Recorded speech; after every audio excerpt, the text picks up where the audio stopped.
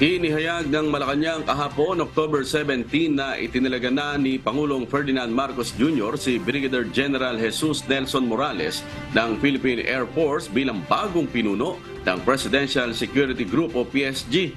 Sa isang pahayag, kinumpirmaan ni Presidential Communications Office Secretary Cheloy Garapil ang assignment kay Morales bilang kapalit sa dating commander ng PSG na si Brigadier General Ramon Zagala. Nagsilbi si Morales bilang Deputy Wing Commander ng Tactical Operations Wing Eastern Mindanao ng Philippine Air Force na matatagpuan sa Davao City.